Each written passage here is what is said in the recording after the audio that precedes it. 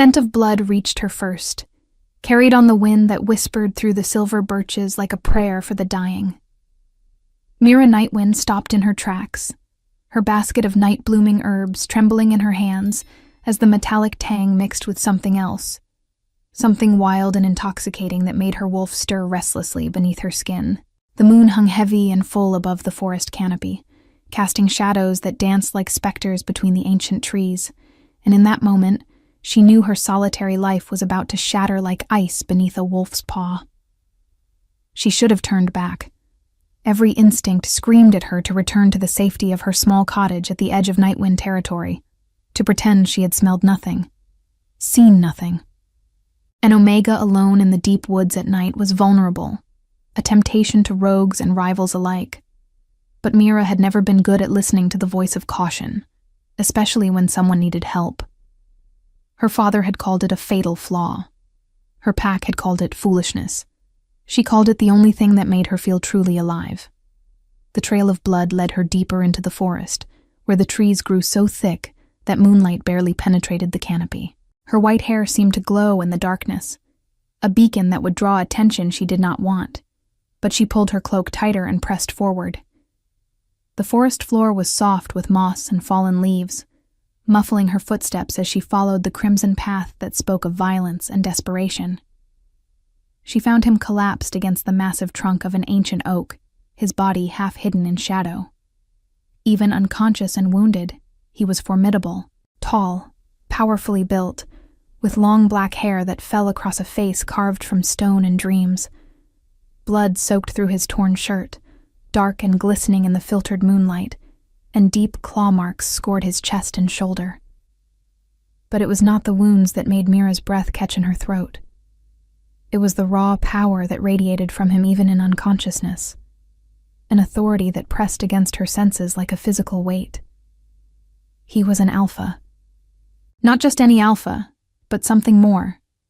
Something that made her Omega instincts war between submission and an inexplicable pull that felt like destiny reaching out with inevitable hands. Mira knelt beside him, her hands already moving to assess his injuries. His skin was fever-hot beneath her fingertips, and she could see the telltale signs of silver poisoning in the blackened edges of his wounds. Someone had wanted him dead, had hunted him with weapons designed to kill their kind. Her heart clenched with an emotion she could not name, a fierce protectiveness that rose up from somewhere primal and undeniable. "Get him home," her wolf urged. "Protect. Heal. Ours." The thought should have terrified her. She did not know this man, did not know if he was friend or foe, hero or monster. But when she touched his face, when her fingers traced the hard line of his jaw through the thick beard that covered it, something inside her recognized him, something ancient and absolute that transcended logic and fear.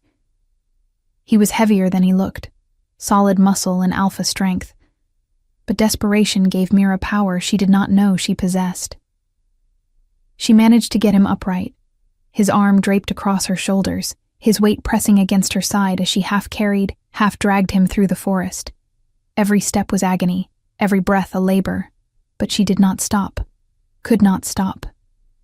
The bond she felt forming between them, thin and fragile as spider silk but growing stronger with every heartbeat, pulled her forward like a lodestone pointing north. Before we continue with the story, tell us where you're watching from and how old you are. I hope you enjoy the story. Her cottage appeared through the trees like a sanctuary, small and weathered but home. She had lived here alone for 3 years, ever since the pack had made it clear that an Omega without family, without value, was a burden they tolerated rather than embraced. The isolation had been lonely at first, crushing in its completeness, but she had learned to find peace in solitude, to fill her days with healing herbs, and her nights with books, and dreams of a life that could never be hers. Now that solitude was ending, and she was not certain if she felt terror or relief, she managed to get him inside, laying him carefully on her narrow bed. The cottage was simple. One room with a fireplace, a small kitchen area, shelves lined with dried herbs and bottles of tinctures, and the bed that now held a stranger who smelled like pine forests and thunderstorms, and something uniquely, devastatingly male. Mira lit candles, their warm glow pushing back the darkness, and set about gathering what she needed to tend his wounds. The water she heated over the fire soon steamed in a basin, and she added herbs with practiced efficiency, yarrow and comfrey, calendula and sage. She had learned the healing arts from her grandmother, the only person who had ever truly seen her, truly valued her gifts. Those skills had kept her alive and given her purpose when the pack made her feel worthless. Now they might save the life of the most magnificent man she had ever seen. Carefully, reverently, she cut away his ruined shirt, revealing a torso that looked carved from granite, all hard muscle and battle scars. But it was the fresh wounds that concerned her, deep gouges that still oozed blood despite her wolf's natural healing trying to close them. The silver had to be drawn out first, or the poison would spread, would consume him from within. Mira worked with steady hands, cleaning each wound, applying poultices that would draw out the toxin. She murmured prayers her grandmother had taught her, old words in the old tongue that spoke of healing and protection. The man, this stranger, this alpha, who called to her soul, did not wake, but his breathing grew steadier, less labored, and the fever flush began to fade from his skin. Hours passed. The candles burned low, casting dancing shadows on the rough wooden walls. Outside, the wind picked up, howling through the trees like a wolf mourning its pack. Mira finished bandaging the last wound and sat back, exhaustion making her bones feel like water. But she could not rest. Not yet. She needed to watch him, to make sure the healing took hold, to be there if he woke. And if he woke as an enemy, if she had brought danger into her sanctuary, then she would face that when it came. She pulled a chair close to the bed and settled into it, wrapping a blanket around her shoulders. The fire crackled softly, filling the cottage with warmth and the scent of burning pine. For the first time in years, her home did not feel empty. It felt alive, charged with possibility and peril in equal measure. Mira studied the man's face in the firelight. Even in sleep, even wounded and vulnerable, there was a hardness to him, a savagery barely contained beneath the surface. His features were aristocratic, all sharp angles and strong lines, but there was a sensuality to his mouth that made her stomach flutter, with an awareness she had never felt before. His beard was thick and well-kept, his hair long enough to brush his shoulders, and she found herself wanting to run her fingers through it, to see if it was as soft as it looked. The thought made heat rise to her cheeks. She should not be thinking such things about a stranger, especially an alpha stranger who radiated power and danger. But there was no denying the pull she felt, the way her wolf paced restlessly inside her, wanting to be closer, wanting to claim and be claimed in return. "Mate," her wolf whispered. "Ours." Mira shook her head, trying to dispel the notion. Fate mates were rare, so rare that many believed them to be nothing more than legend, stories told to comfort lonely wolves who would never find true love. And even if they existed, surely the universe would not be so cruel as to bind her to someone she had just met, someone whose very presence in her home could bring disaster down upon her. Yet she could not deny what she felt, that invisible thread connecting them, growing stronger with every moment, until she could almost feel his pain as her own, his life force as an extension of hers. The night deepened. Mira dozed fitfully, jerking awake at every sound, every shift of the man in her bed. Just before dawn, when the sky beyond her window began to lighten from black to deep purple, he stirred. His breathing changed, quickened, and his eyes opened. They were amber, those eyes, bright as molten gold, burning with an intensity that stole her breath and held it captive. For a long moment, they simply stared at each other, hunter and healer, alpha and omega, two souls suspended in a moment that felt eternal. Then he moved, a blur of motion despite his injuries, and suddenly she was pinned against the wall, his hand at her throat, not squeezing but holding, dominating.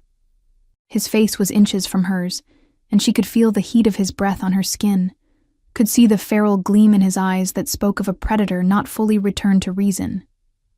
Terror should have consumed her. Instead, she felt only a strange calm, and beneath it, a thrilling excitement that made her wolf purr with satisfaction. "Do not show fear," she told herself. "Do not run." She met his eyes steadily, her voice soft but unwavering when she spoke. "I am not your enemy. You were wounded. I brought you here to heal."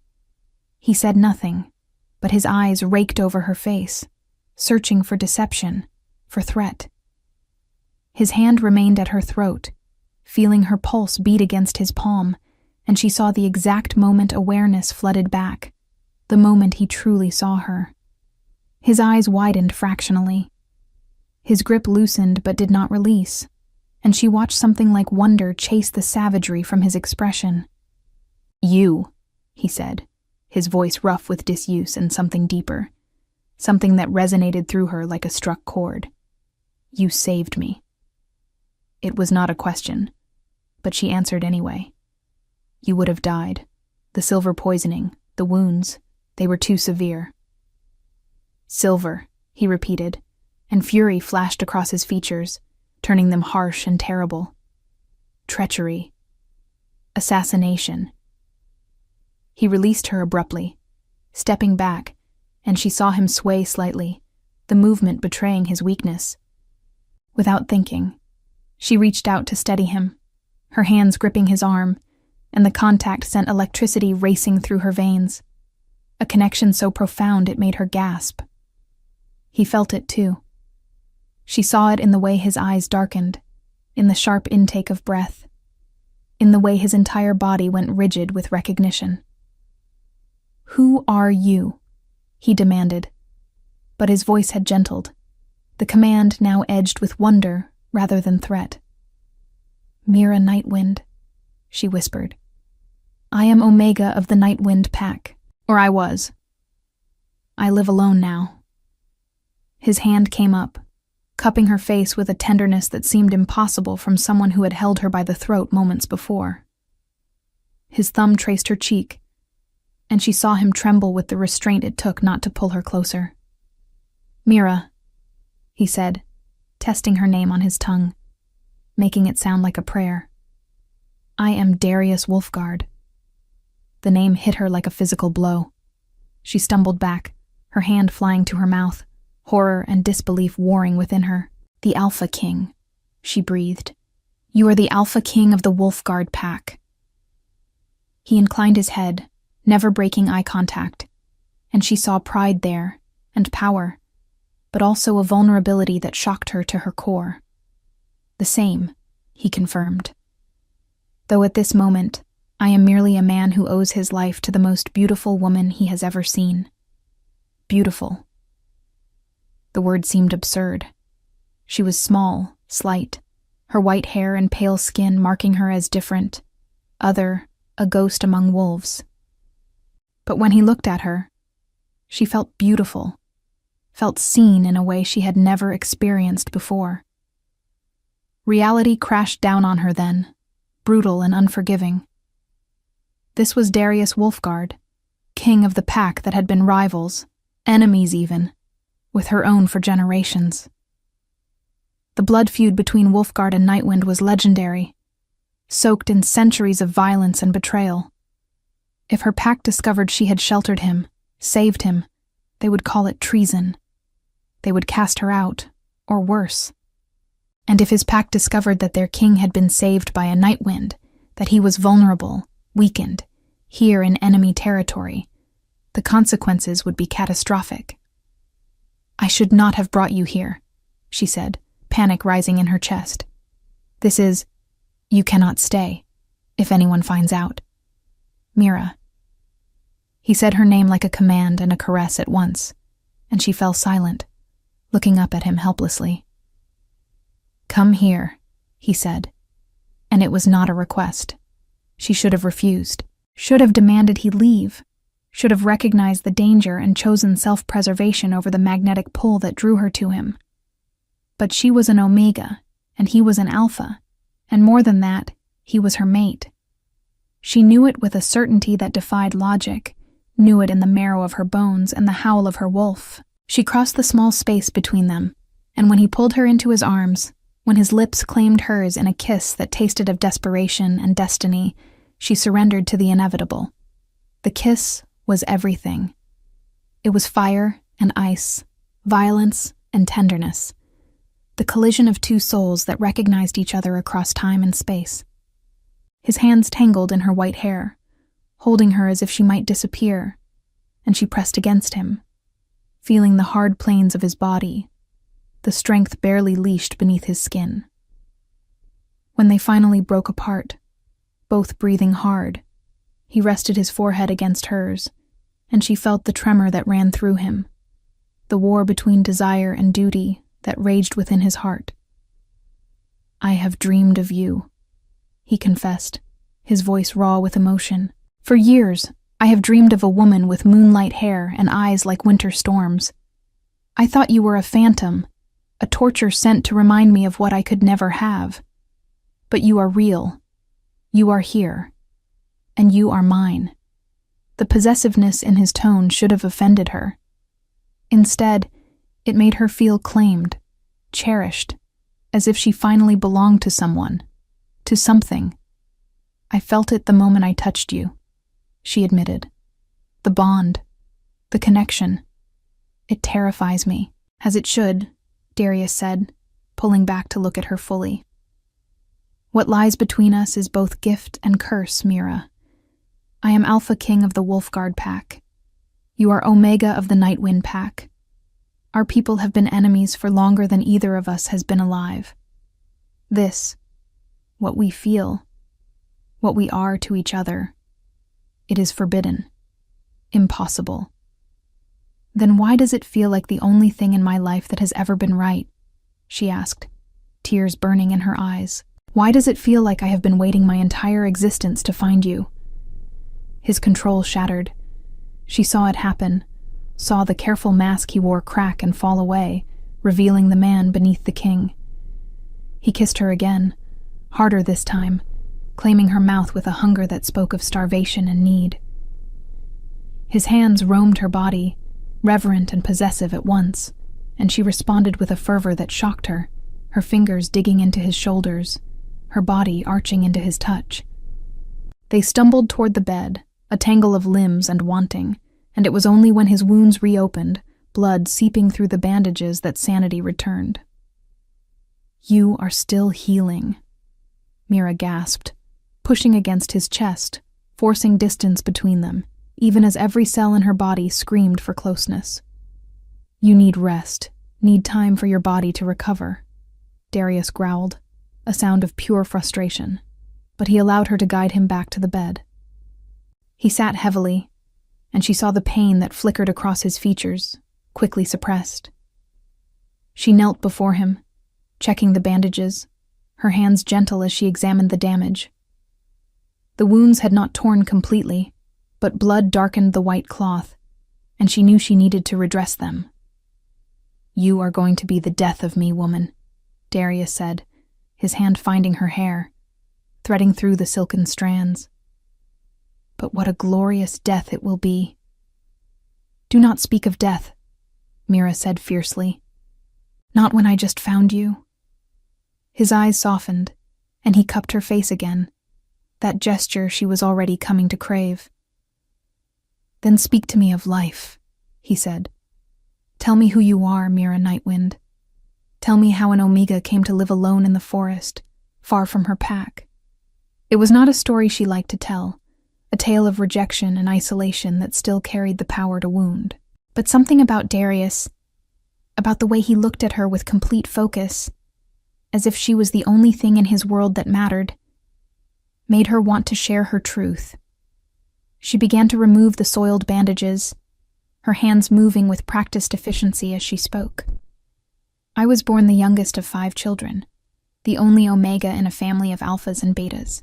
My father was Beta to the Nightwind Alpha, a position of honor, and my siblings all followed in his footsteps, strong and capable and valued.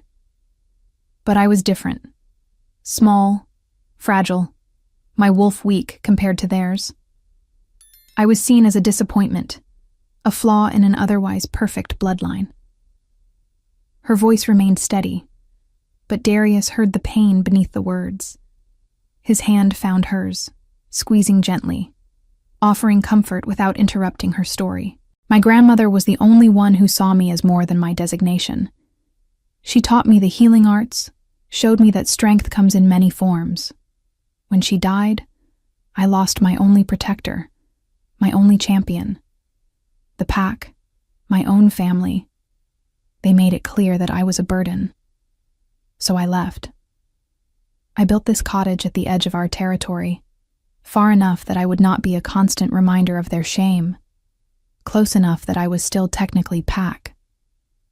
Fools, Darius said, his voice hard with anger.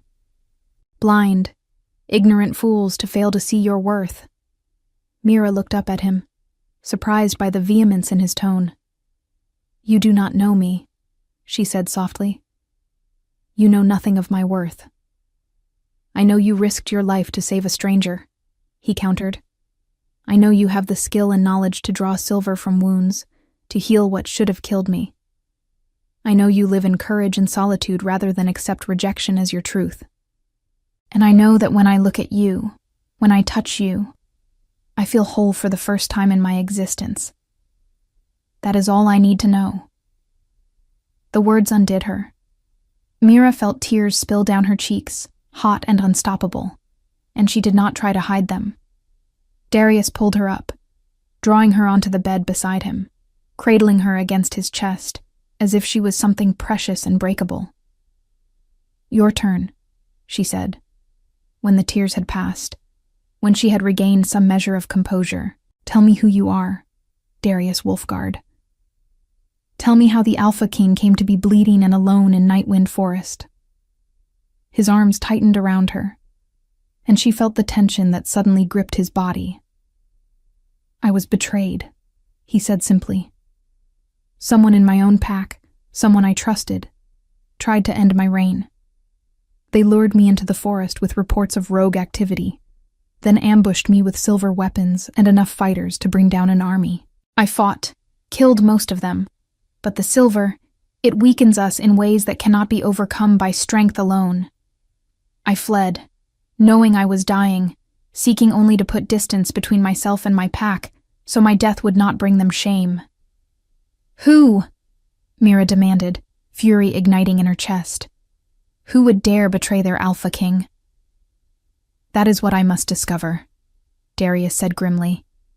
But it is someone high in my court, someone with access to my movements, my plans, someone who wants power enough to commit the ultimate treachery. We must get you back to your pack, Mira said, though the words tasted like ash in her mouth. You are their king. They need you. Not yet, Darius said, and there was a command in his voice that brooked no argument. I am still healing, still vulnerable. If I return now, weakened, whoever betrayed me will strike again, and next time, they will not fail. I need time to recover my strength, to plan my response. You cannot stay here, Mira protested. If my pack discovers you, they will kill you. The feud between Wolfguard and Nightwind, it is ancient and absolute. Your presence here is a death sentence for us both. Then we will be careful, Darius said. A few days, no more, until I am strong enough to defend myself, to defend you. The way he said it, as if defending her was as natural as breathing, made her heart ache with a longing she had spent years denying. Why? She asked. Why would you risk so much for me? We have known each other for mere hours. Because you are mine, he said simply. Because from the moment I opened my eyes and saw you, my wolf recognized its mate. Because the bond between us is not something I can deny or resist, even if I wanted to. And I do not want to, Mira. I want you with a ferocity that terrifies me. I want to claim you, mark you, make you mine in every way possible. But more than that, I want to protect you, to see you smile, to give you the life you deserve." His words were a confession and a promise, a declaration that should have been impossible given their circumstances. But Mira felt the truth of them resonate through the bond, felt his sincerity like a physical touch. "This is madness," she whispered. "We are from enemy packs. This can never work." "Then we will make it work," Darius said fiercely. "I am Alpha King. I have the power to end the feud, to forge a new path. And I will, if it means I can have you." She wanted to believe him, wanted to surrender to the hope that bloomed in her chest, like flowers after a long winter. But she had learned not to trust in happy endings, had learned that wanting something desperately did not make it possible. "Rest," she said, deflecting rather than arguing. "You are still healing, and this conversation can wait until you are stronger." Darius looked as if he wanted to argue, but exhaustion was clearly taking its toll. The fighting, the flight, the blood loss, all of it had drained him in ways that even his alpha strength could not overcome. He settled back against the pillows, but his hand found hers, lacing their fingers together. "Stay with me," he said. "Please." How could she refuse? Mira lay down beside him, her head resting on his shoulder, and for the first time in 3 years, she did not feel alone. They slept as the sun rose, two souls tangled together against the world. When Mira woke, it was to the sensation of fingers running through her hair, a gentle rhythmic motion that was both soothing and arousing. She opened her eyes to find Darius watching her, his amber gaze soft with an emotion that made her breath catch. "How long have you been awake?"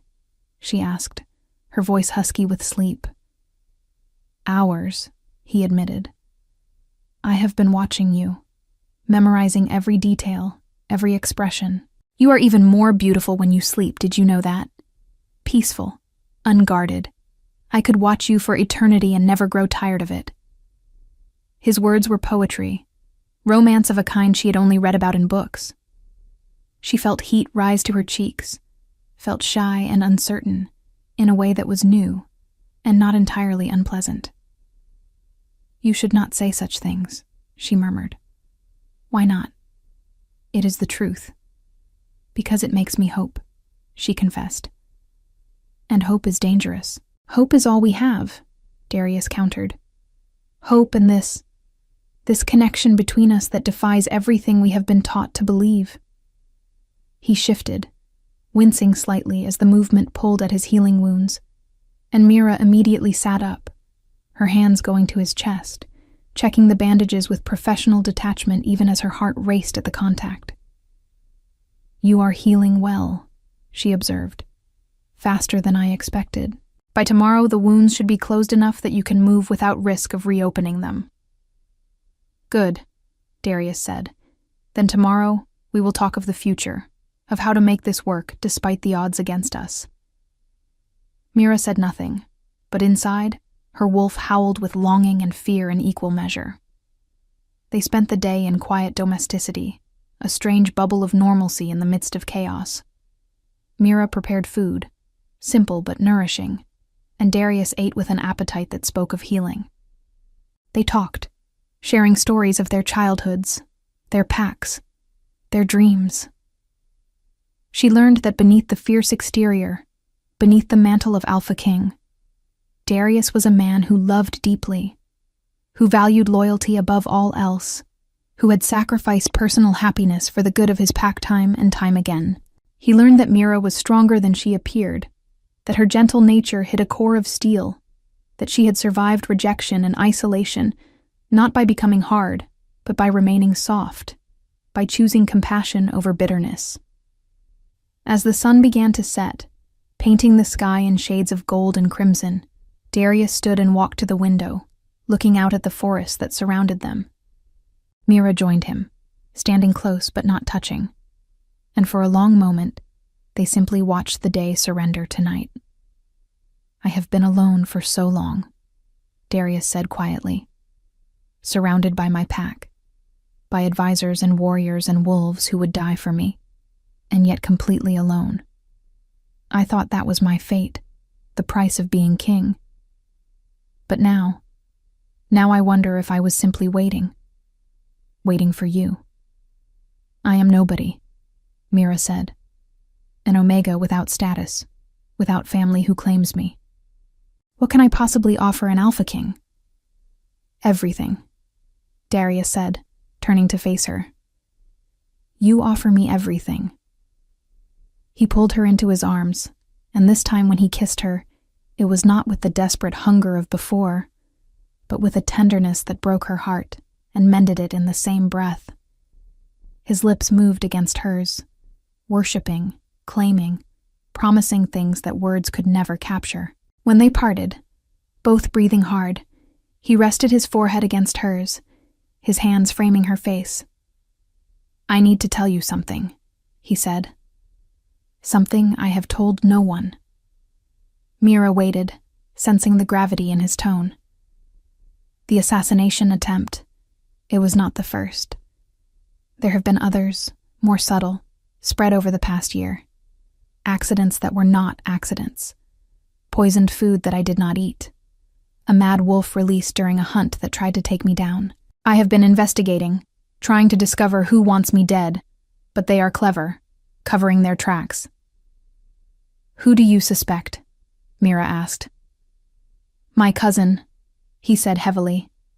Marcus Bloodfang. He is my heir, the one who would take the crown if I were to die without producing an heir of my own.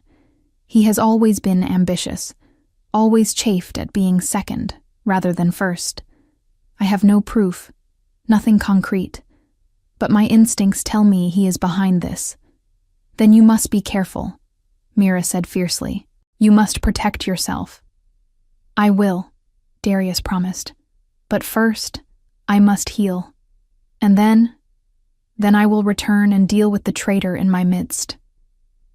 The thought of him leaving, of this fragile bubble of happiness bursting, filled Mira with a grief so profound it stole her breath.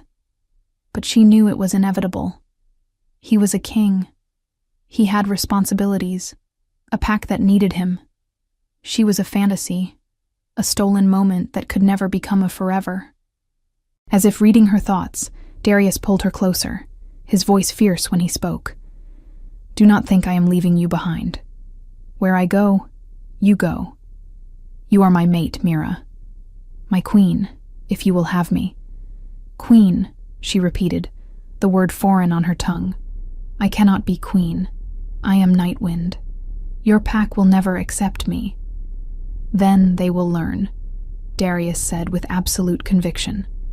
I am their king, and I choose you. Anyone who cannot accept that will be dealt with. And my pack? Mira asked.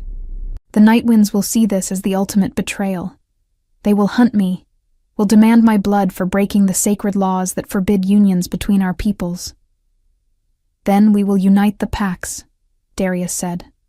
We will end the feud once and for all, forge a new alliance built on our bond. It will not be easy. There will be resistance, but I believe it is possible. I have to believe it, because the alternative, a life without you, is unthinkable. His determination, his absolute certainty, it was intoxicating. Mira wanted to believe him, wanted to trust that love could overcome centuries of hatred and violence. But she was pragmatic enough to know that the path ahead would be soaked in blood and tears. They will try to kill me, she said softly. Both packs. They will see me as a traitor, a threat to everything they hold sacred. I will kill anyone who tries to harm you, Darius said. And there was a darkness in his voice, a promise of violence that was somehow comforting, rather than terrifying. You are mine, Mira, mine to protect, mine to cherish. And I protect what is mine with every weapon at my disposal. She believed him, saw the truth of it in the amber fire of his eyes, in the way his body tensed with barely leashed aggression at the mere thought of her in danger. This man, this king, would burn down the world to keep her safe. It was terrifying and exhilarating and absolutely certain. "Make love to me," she said, the words escaping before she could think better of them. "Please, Darius. I need to feel you, to know this is real." For a moment she thought he would refuse, thought his control would win out over desire. But then he was lifting her, carrying her to the bed, with a reverence that made tears burn in her eyes. He laid her down gently, his hands trembling as they began to undress her, as if she was something holy he feared to profane. "Are you certain?" he asked, his voice rough with need. "Once I claim you, once we complete the bond, there is no going back. You will be mine in every way, bound to me by ties that cannot be broken." "I am certain," Mira said. "I have never been more certain of anything." What followed was a claiming, a possession, a surrender so complete that Mira lost all sense of where she ended and Darius began. His touch was both gentle and demanding, his kisses a brand that marked her soul. He worshipped her body with a devotion that made her feel like a goddess, and when he finally made her his, when they joined in the most intimate of ways, the bond between them blazed to life, a connection so profound it stole her breath and remade her from the inside out. She felt his heart as her own, felt his strength flowing through her veins, felt the love that consumed him like a living fire. And she gave him everything in return, holding nothing back, offering her entire being to this man, this mate, this impossible love that had found her in the darkness and refused to let her go. When it was over, when they lay tangled together in the aftermath, both trembling with the magnitude of what had passed between them, Darius pressed a kiss to her forehead and spoke words that were both a prayer and a vow. "You are my heart, Mira, my soul, my reason for existing. I will move heaven and earth to keep you safe, to give you the life you deserve. This I swear on my life, on my crown, on everything I hold sacred." And Mira, who had spent years believing she was nothing, who had been taught that an Omega had no value, no purpose beyond serving others, felt the chains of her past shatter. In this man's arms, she was not a burden. She was treasured. She was loved. She was home. The next 3 days passed in a haze of healing and discovery. Darius grew stronger each day, his wounds closing until they were nothing but pale scars on his bronzed skin. They spent their time talking, making love, planning a future that seemed impossible, but grew more real with every shared touch, every whispered confession. Mira learned that Darius was not just fierce, but also kind, that he had a wicked sense of humor that could make her laugh until her sides ached. She learned that he loved to read, that he played the piano with surprising skill, that he had a soft spot for children and secretly fed the stray dogs that wandered near his packlands. Darius learned that Mira sang when she cooked, that she had a gift for seeing the good in people, that she was far braver than she believed herself to be. He learned that she dreamed of a world where pack politics did not determine worth, where Omegas were valued for their gentleness rather than dismissed for their perceived weakness. They were falling deeper in love with every passing hour, the bond between them growing stronger until Mira could feel Darius even when they were in different rooms, could sense his moods and emotions as clearly as her own. But reality had a way of intruding on even the most perfect moments. On the 4th morning, as dawn broke pale and cold over the forest, a howl shattered the peace, a sound of warning and rage that made Mira's blood run cold. Her pack. They had found them. Darius was on his feet instantly, his body coiled for battle, his eyes glowing with alpha fire. He moved to the window, and Mira saw his jaw clench as he took in what lay beyond. "How many?" she asked, fear a cold fist around her heart. 20, maybe more, Darius said grimly. They are surrounding the cottage. Her pack had come in force, and they had not come to talk. Mira moved to stand beside him, and through the window she saw them. Wolves in human and animal form, circling the cottage like predators scenting blood. At their head stood her brother Cale, his face twisted with fury and disgust. "Traitor!" he roared, his voice carrying clearly through the thin walls. "You dare shelter a wolf guard? You dare betray your own blood?" "He is my mate," Mira called back, moving to the door despite Darius trying to pull her back. "The bond has spoken." "I cannot deny it." "Liar," Cale spat. "Omegas do not have mates. You are delusional, corrupted by the enemy. Come out now, and we will make your death quick. If you want her, you will have to go through me," Darius said, his voice carrying the weight of absolute authority. "And I promise you, I will paint the forest red with the blood of anyone who tries." A murmur ran through the gathered wolves, uncertainty and fear mixing with anger.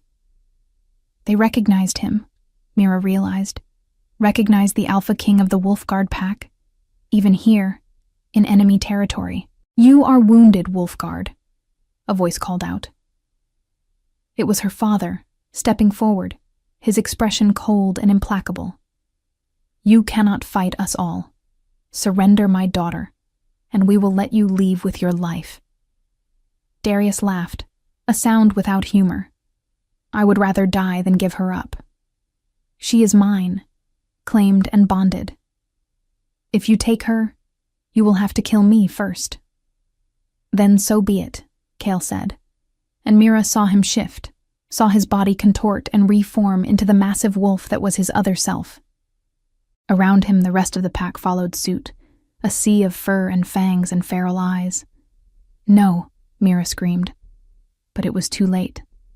They were attacking, a wave of violence crashing toward the cottage with the force of an avalanche. Darius met them head-on. Despite his recent injuries, he was magnificent in battle, a force of nature that could not be contained. He shifted mid-leap, his body transforming into a massive black wolf that was easily twice the size of any of the Nightwind wolves, a beast of such power and ferocity that several of the attackers faltered. But numbers had their own power, and the Nightwind wolves were seasoned fighters. They came at him from all sides, teeth and claws seeking flesh, seeking to bring down the Alpha King through sheer overwhelming force. Mira watched in horror as blood began to stain the ground, as her mate fought for their lives against her own pack. She could not stand idle, could not simply watch as the man she loved was torn apart. Without thinking, without considering the consequences, she shifted, her smaller white wolf bursting forth, and threw herself into the fray. She was not a fighter, had no training in combat, but desperation gave her a reckless courage. She went for her brother, her jaws clamping down on his leg, tearing through fur and muscle. He howled in pain and rage, turning on her, and she saw the moment he would have killed her, his own sister, without hesitation or remorse. But Darius was there, slamming into Cale with the force of a battering ram, sending him flying. He stood over Mira, his body a shield, his snarl a promise of death to anyone who came closer. Enough. The word was not shouted but spoken with such command that every wolf froze. Mira turned to see a figure emerging from the forest, an older woman with silver-shot hair and eyes that blazed with power and fury. Alpha Nightwind, the leader of Mira's pack. "What is the meaning of this madness?" she demanded, her voice cutting through the battle lust like a blade. "Why are my wolves attacking the Alpha King of the Wolfguard pack?" "He has corrupted your daughter," Mira's father said, his voice tight with anger. "Seduced her with lies, claimed her as his mate. It is deception, Alpha, a ploy to weaken our pack." The Alpha turned her gaze on Mira, and in those ancient eyes, she saw judgment, and something that might have been pity. "Is this true, Mira? Has Darius Wolfguard claimed you as his mate?" "It is true," Mira said, shifting back to human form, standing naked and defiant before her Alpha. "He is my fated mate, Alpha. The bond cannot be denied, cannot be broken. I love him, and I will not give him up, even if it costs me my life." A ripple of shock ran through the gathered wolves. Fated mates were rare, sacred, a gift from the moon herself. To deny such a bond was to spit in the face of the divine. Alpha Nightwind's expression was unreadable as she turned to Darius, who had also shifted back to human form, his body tense and ready for violence. "And you, Alpha King? Do you claim this Omega as your fated mate?" "I do," Darius said without hesitation. "She is mine, bonded and claimed. I will kill anyone who tries to take her from me, even if it means war between our packs." The Alpha was silent for a long moment, her gaze moving between Mira and Darius, weighing, judging.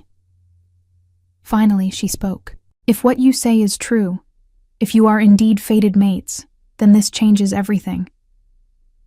The moon does not make mistakes. If she has chosen to bind Wolfguard and Nightwind through the two of you, then perhaps the time has come to end the feud that has claimed so many lives." "Alpha, no," Kale protested. "The Wolfguards are our enemies. They have killed our kin, stolen our lands. We cannot simply forgive centuries of bloodshed because of some ridiculous notion of fated mates." "Silence," Alpha Nightwind snapped, and the force of her command made every wolf present lower their eyes in submission. "I am Alpha, and I will decide what is best for this pack. The feud has cost us too much, has weakened us at a time when we need strength. If this bond between Mira and Darius can bring peace, then I would be a fool to reject it." She turned back to Darius, her expression stern. "But peace will not come easily, Alpha King. There will be those in both our packs who resist, who cling to old hatreds. Are you prepared to fight for this? To risk everything for love?" "I am," Darius said without hesitation. "I will end the feud, Alpha Nightwind. I will forge a new alliance between our packs, one built on cooperation rather than competition. And anyone who stands in the way of that peace will answer to me." "Bold words," the Alpha said. "Let us see if you can back them up." She raised her hand, and the Nightwind wolves began to retreat, melting back into the forest. But not before Mira's brother cast her a look of such pure hatred that it chilled her to the bone. "You are dead to me," he said. "No longer my sister, no longer Nightwind. I hope he is worth the price you will pay." He shifted and ran, and Mira felt tears burn in her eyes. She had known there would be consequences, had known that choosing Darius meant losing what little connection she had to her birth pack, but knowing and experiencing were two different things, and the pain of rejection cut deeper than any claw. Darius pulled her into his arms, holding her as she shook with silent sobs. "I am sorry," he whispered into her hair. "I am so sorry." "Do not be," Mira said, pulling back to look at him through her tears. "I made my choice. I chose you, and I do not regret it. I will never regret it." The journey to Wolfguard territory took 2 days. Darius had sent word ahead, a carefully worded message that informed his pack that he was alive and returning with his fated mate. The response had been mixed, Mira knew. Some would welcome peace. Others would see her as an enemy, an interloper who did not belong. As they approached the Wolfguard compound, Mira felt her anxiety spike. The place was massive, a fortress carved from stone and wood, surrounded by high walls and guarded by warriors who watched their approach with suspicious eyes. She felt small and vulnerable, an Omega among Alphas, a Nightwind in Wolfguard territory. But Darius never left her side, his hand firm in hers, his presence a constant reassurance that she was not alone. They entered the great hall, and Mira was struck by the sheer size of it, the magnificence of the carved beams, and the enormous fireplace that dominated one wall. Wolves filled the space, hundreds of them, all turning to stare as their king entered with a white-haired Omega at his side. And at the far end of the hall, standing before the throne, was a man who could only be Marcus Bloodfang. He was tall, handsome in a sharp, cruel way, with dark hair and eyes that glittered with ambition and malice. "Cousin," Darius said, his voice carrying through the hall. "I am told you have been serving as regent in my absence. I thank you for your service, but as you can see, I have returned." "So I see," Marcus said, his smile not reaching his eyes. "And with a pet, no less. Tell me, cousin, does the great Alpha King now keep strays?" A growl rippled through the assembled wolves, anger at the disrespect shown to their king. But Darius remained calm, his expression giving nothing away. "This is Mira Nightwind, my fated mate and your future queen. You will show her respect, or you will answer to me." "Nightwind," Marcus spat the name like a curse. "You bring an enemy into our home, into our pack, and expect us to bow to her. Have you lost your mind?" "I have found my heart," Darius corrected, "and with it, the path to peace between our packs. The feud ends now, Marcus.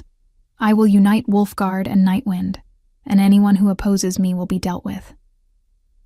"You cannot do this," Marcus said, his voice rising. "The pack will never accept it. I will never accept it." "Then you are welcome to challenge me," Darius said softly, dangerously. "If you believe you have the strength to take my throne, to claim my crown, then step forward now and face me in ritual combat." For a long moment, Marcus simply stared, and Mira saw the calculation in his eyes, the weighing of odds. But whatever he saw in Darius, whatever he read in the Alpha King's unflinching gaze, made him step back.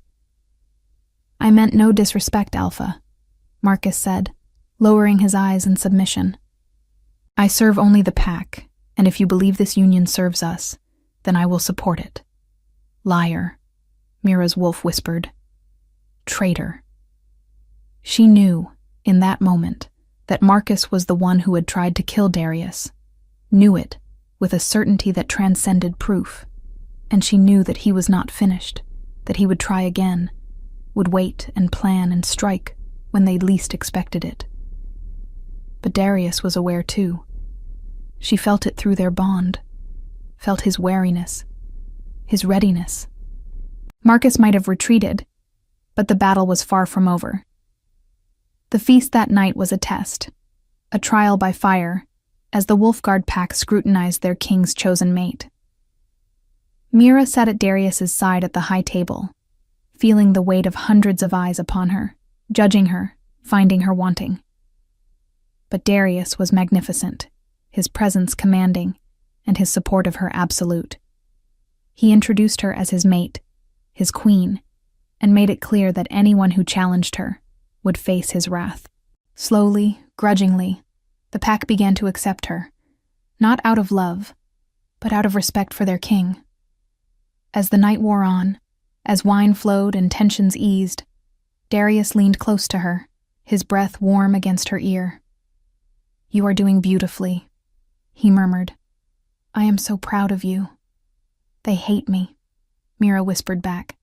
"They see me as an outsider, an enemy." "They fear change," Darius corrected. "But they will learn. You will win them over with your kindness, your strength. I have faith in you, Mira, more faith than you have in yourself." She wanted to believe him, wanted to trust that time would heal the wounds between the packs. But she could not shake the feeling that they were standing on the edge of a precipice, that one wrong step would send them plummeting into darkness. The days following the feast tested Mira in ways she had never imagined. Each morning, she woke in Darius's chambers, in the massive bed that seemed to swallow her small frame, and felt the weight of expectation pressing down on her shoulders. The Wolfguard pack watched her every move, waiting for her to fail, to prove that she was unworthy of their king. But Mira had survived isolation before. She knew how to endure hostile stares, how to hold her head high in the face of rejection. What she had not expected was the small kindnesses that began to appear, like flowers pushing through snow. An older woman named Elena, who served as the pack healer, came to her chambers one morning with a basket of herbs and a tentative smile. She had heard of Mira's healing skills, she explained, and wondered if Mira might share some of her knowledge. They spent the afternoon together, talking of remedies and techniques, and when Elena left, she squeezed Mira's hand and called her queen with genuine warmth. A group of young pups, curious and fearless in the way only children can be, approached her in the gardens one day. They had never seen white hair before, they told her, eyes wide with wonder. Was she made of moonlight? Was she magic? Mira laughed, a sound of pure joy, and spent the afternoon playing with them, telling them stories her grandmother had once told her. When their mothers came to collect them, they looked at Mira with something that might have been respect, might have been the beginning of acceptance. Even among the warriors, the hardened fighters who had spent lifetimes viewing Nightwind as the enemy, there were those who began to see her as more than just a political inconvenience. She tended their wounds without judgment, listened to their stories without prejudice, and slowly, so slowly, walls began to crumble. But not everyone was willing to embrace change. Marcus's supporters, wolves who had hoped to see him take the throne, viewed Mira with open hostility. They whispered in corners, spread rumors that she had bewitched their king, that she was a spy sent to destroy them from within. More than once, Mira found threatening messages left in places only she would see, crude drawings of a white wolf with its throat torn out. Darius's response to these threats was swift and brutal. He made examples of those caught spreading dissent, stripping them of rank and privilege, making it clear that any attack on Mira was an attack on him. He was a different man with his pack than he was with her, Mira realized. With her, he was gentle, tender, patient. With them, he was the Alpha King, fierce and uncompromising, a force of nature that demanded obedience. She loved both versions of him, loved the way he could be savage and protective with the world, yet soft and vulnerable with her. It was a duality that made her feel cherished, special, as if she alone was worthy of seeing the man beneath the crown. One night, after a particularly difficult council meeting where several elders had openly questioned the wisdom of the Nightwind Alliance, Darius came to their chambers radiating tension and barely suppressed rage. Mira was already in bed, reading by candlelight, and she set her book aside as he entered, her heart aching at the exhaustion etched into every line of his face. "Come here," she said softly. And he obeyed, crossing the room with those long, powerful strides that never failed to make her pulse quicken. He climbed into bed beside her, and she pulled him into her arms, cradling his head against her chest, running her fingers through his long black hair in a soothing rhythm. "Tell me," she murmured. "They question everything," he said, his voice muffled against her. "Every decision, every change. They cling to old hatreds like lifelines, as if letting go would mean losing themselves. I am their king, and yet they fight me at every turn." "Change is frightening," Mira said gently, "especially when it challenges everything they have ever believed. But you are doing the right thing, Darius. I know it. And deep down, they know it too. They will come around. We just need to be patient." "I am not a patient man," Darius admitted, lifting his head to look at her. "Not when it comes to you. Every day that someone looks at you with hatred, every moment that you feel unwelcome in what should be your home, it drives me to madness. I want to make them see you as I see you, want to make them understand what a gift you are." "They will," Mira promised. "In time, they will." He kissed her then, soft and sweet, and full of a desperation that made her heart clench. She responded with all the love she felt, pouring herself into the kiss, into the connection that bound them. And when he made love to her that night, it was with a tenderness that brought tears to her eyes, a reverence that made her feel like the most precious thing in his world. Because she was.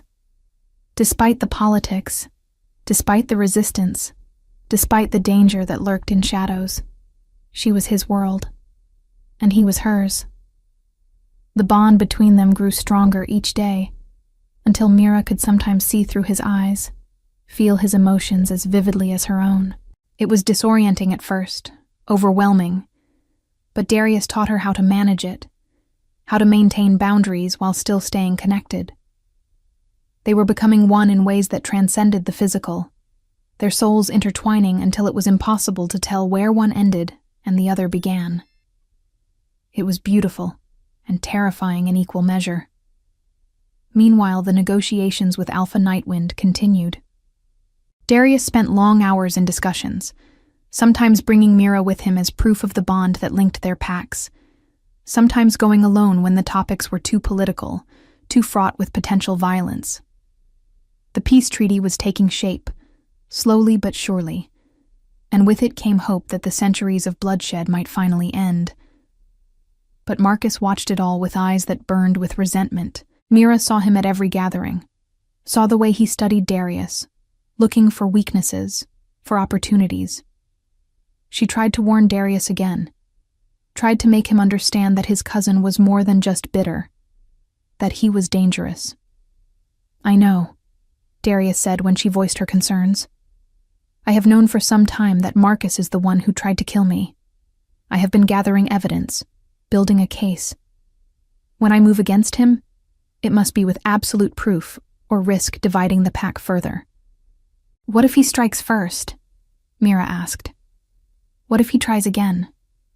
"Then I will kill him," Darius said simply. "But I do not want it to come to that. He is family, twisted though he has become. I would prefer to exile him, to give him a chance at redemption far from here." Mira hoped he was right, hoped that mercy would be enough. But in her heart, she knew that men like Marcus did not accept exile. They accepted only victory or death, and Marcus had made his choice long ago. As the full moon approached, as the date for the official unification ceremony drew near, tension in both packs reached a fever pitch. This would be the moment that defined their future, the moment when centuries of hatred would either be transcended or reaffirmed. Wolves from both sides prepared with a mixture of excitement and dread, knowing that history was being made, for better or worse. Mira spent the day before the ceremony in prayer and preparation. She bathed in sacred waters, adorned herself with the traditional jewelry of a Wolfguard queen, white gold and moonstone that gleamed against her pale skin. Darius had commissioned a dress for her, something that honored both her Nightwind heritage and her new position, silver fabric that flowed like water and was embroidered with wolves in black and white, forever intertwined. When she looked at herself in the mirror, she barely recognized the woman staring back. She looked regal, powerful, nothing like the timid Omega who had lived in isolation at the edge of her pack's territory. Darius had done this, had seen her true worth and helped her find it within herself. He found her there, standing before the mirror, and the look in his eyes when he saw her stole her breath. "You are magnificent," he said, his voice rough with emotion. "A queen in every sense of the word." "I am terrified," she admitted. "Good," he said, coming to stand behind her, his hands settling on her shoulders. "Only fools are fearless. But know this, my love. Tomorrow, we will stand together before both our packs, and we will forge a new future. And no matter what happens, no matter what resistance we face, I will be beside you. Always beside you. Always," she echoed. And in that moment, she believed it. Believed that they could overcome anything, as long as they faced it together. The weeks that followed were a whirlwind of politics and diplomacy. Darius worked tirelessly to forge a peace treaty between Wolfguard and Nightwind, negotiating with Alpha Nightwind and her council, addressing concerns and grievances that stretched back generations. It was exhausting, frustrating work.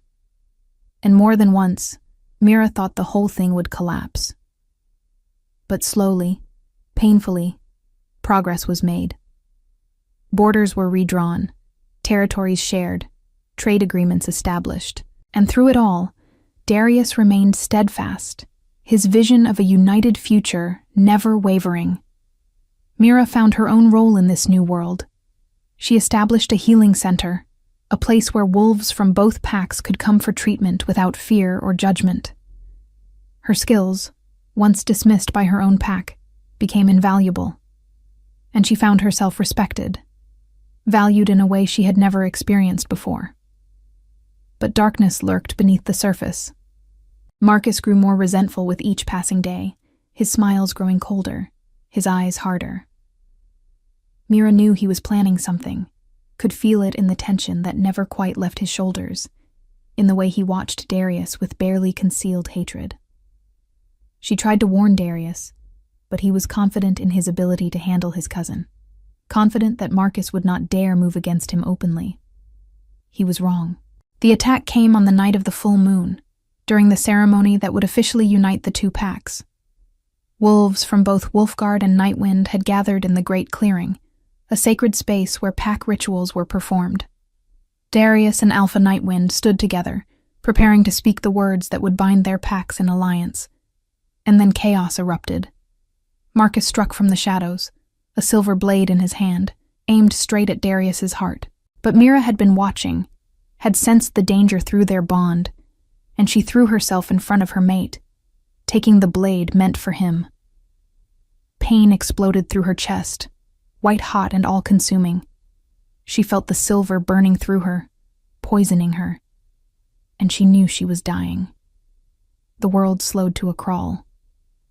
She saw Darius's face contort with horror and rage, saw him catch her as she fell, saw Marcus's shock as he realized what he had done. And then Darius was shifting, was tearing into Marcus with a savagery that was beyond primal, beyond rational. It was over in seconds. Marcus lay dead, his throat torn out, his blood staining the sacred ground, and Darius was cradling Mira, his hands desperately trying to stanch the blood that poured from her wound. "No," he was saying, over and over. "No, Mira. Stay with me. Do not leave me. Please, do not leave me." She wanted to tell him it was all right, that she did not regret her choice, that saving him was worth any price. But the words would not come. The darkness was rising, pulling her down into cold oblivion. And then, impossibly, there was light. It poured from the sky, brilliant and blinding, and Mira felt warmth flood through her, felt the silver's poison burning away, felt her wound beginning to close. Around her, wolves from both packs had shifted, had formed a circle, and they were howling, a sound of mourning and rage and desperate hope. The moon had answered. She had witnessed this love, this sacrifice, and she had decided that the story was not yet finished. When Mira opened her eyes, she was in Darius's arms, alive, healed, marked by a scar that would always remind her of how close she had come to losing everything. And when she looked into his eyes, she saw tears streaming down his face, saw love and relief and wonder. "You saved me," he said, his voice breaking. "You took a blade meant for me. And I would do it again," Mira said, 1,000 times over. He kissed her then, in front of both packs, in front of the moon herself, a kiss that sealed their bond and proclaimed their love to the world. And in that moment, as the wolves around them began to howl in celebration rather than mourning, Mira felt the last pieces of her broken heart knit back together. She had spent her life feeling like an outsider, like someone who did not belong. But here, in this man's arms, surrounded by wolves who had come together to save her, she finally understood. She had always belonged. She had simply needed to find the courage to claim her place. The union of the packs was completed that night, sealed in blood and love and sacrifice. It was not perfect. There would still be challenges, still be wolves who resented the change and longed for the old ways. But the foundation had been laid, a new path forged. Darius and Mira stood together as Alpha King and Queen, rulers of a united pack that spanned both Wolfguard and Nightwind territories. They faced resistance and doubt, but they faced it together, their bond unbreakable, their love a beacon that guided their people toward a future built on peace rather than war. In the years that followed, The story of the Omega who saved the Alpha King became legend, a tale told around fires and passed down through generations. It was a story of courage and sacrifice, of love that transcended boundaries and healed ancient wounds. But for Mira and Darius, it was simply their beginning. Their forever started the night she found him bleeding in the forest. Two souls destined to meet, destined to love, destined to change the world. And they did. One day at a time, one choice at a time, building a legacy that would endure long after they were gone.